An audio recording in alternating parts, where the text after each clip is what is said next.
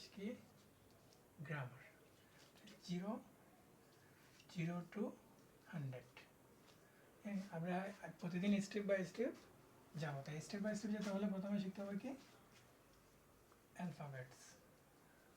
Alphabets মানে কি বর্ণমালা। হ্যাঁ, বর্ণমালা বলতে বোঝায় অনেকগুলা বর্ণের সমষ্টি।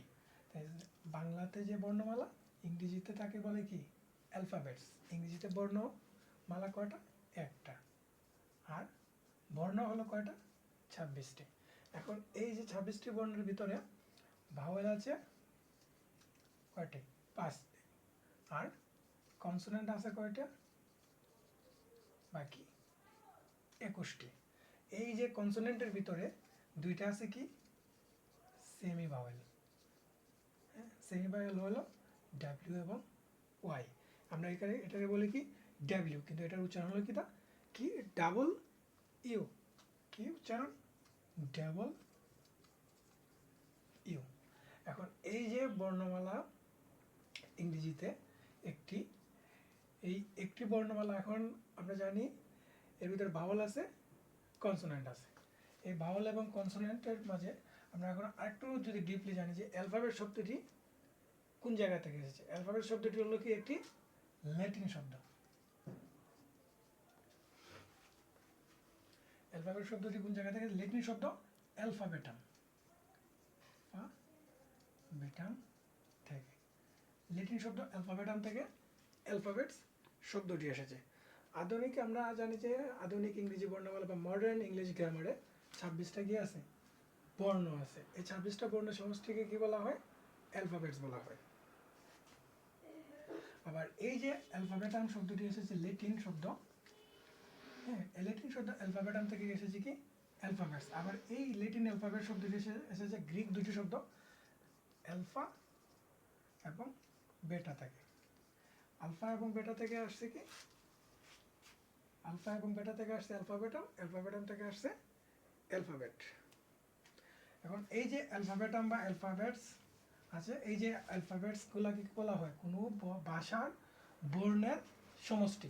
কিন্তু এটা কিন্তু সিঙ্গুলার নয়, প্লুরাল। আচ্ছা, এগুলোতে আমরা পড়ে যাবো। এখন আমরা নর্মালি জানি যে অ্যালফাবেটস হলো কোনো ভাষার বর্ণের সমষ্টি। এখন এই যে ভাওয়েলগুলো আছে আমরা একটু ক্লিয়ার করি। ভাওয়েলগুলো কি কি আছে? এ, ই, আই, ও, ইউ।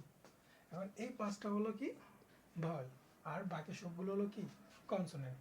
আর বাকি সেমি ভাওয়েল হলো কি ডাব্লিউ এবং ইউ। এই W, U, A, E, I, O, U পৃথিবীতে যত ধরনের ইংরেজি শব্দ হবে, মানে যত ধরনের ইংলিশ ওয়ার্ড হবে, তার ভিতরে কি থাকতে হবে?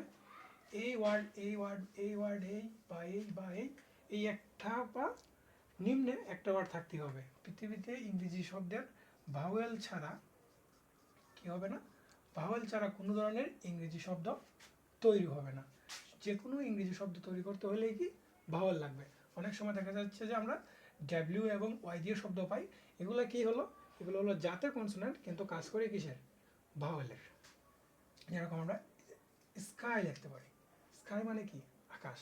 তো এখানে কিন্তু সেমি ভাওয়েল আছে কি কোনটা আছে? ওয়াই। আবার যদি আমরা লিখি মনে করেন অ্যান্ড মানে কি এবং, এই যে অ্যান্ড, এই এ আছে কি ভাওয়েল। তো দেখা যাচ্ছে পৃথিবীতে এমন কোনো ওয়ার্ড নেই যেটা ভাওয়েল ছাড়া তৈরি হয়েছে।